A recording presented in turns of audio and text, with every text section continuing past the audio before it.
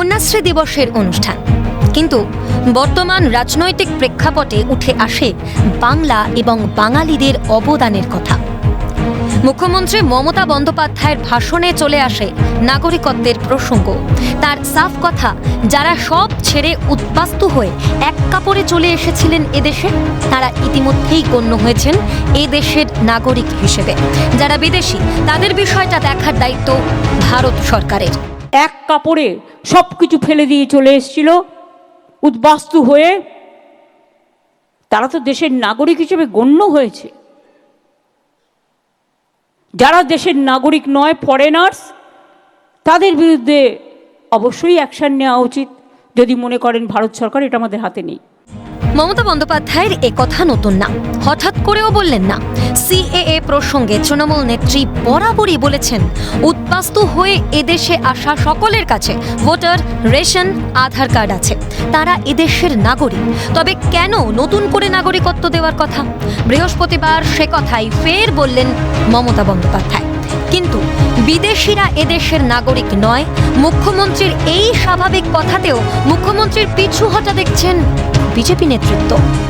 আর কোনোভাবেই এই ভুয়া ভোটারকে ভোটার তালিকায় রাখা যাবে না। এখন তো দায় ঝেড়ে ফেলতে হবে।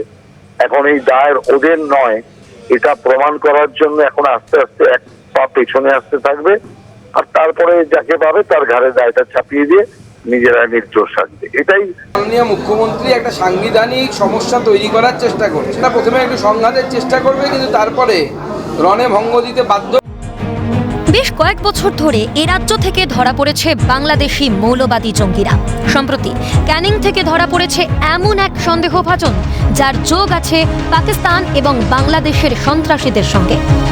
রাজ্যের বিভিন্ন প্রান্ত থেকে পুলিশও গ্রেফতার করছে বহু অনুপ্রবেশকারীকে, যাদের হাতে আছে ভুয়ো ভোটার, আধার কার্ড। মুখ্যমন্ত্রী রাজ্যের প্রশাসনিক প্রধান, স্বভাবতই তিনিও উদ্বিগ্ন। বারবারই তিনি প্রশ্ন তোলেন, যদি ঘটে অনুপ্রবেশ, কিভাবে দায় এড়ায় বিএসএফ? পাল্টা জবাব আসে সীমান্তে কাঁটাতার দেওয়ার জন্য জমি না দেওয়ার কথা।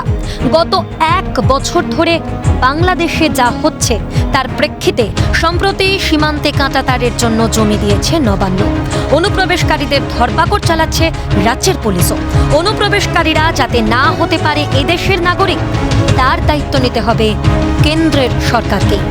বৃহস্পতিবার সাফ বার্তা দিয়ে গেলেন মুখ্যমন্ত্রী মমতা বন্দ্যোপাধ্যায়।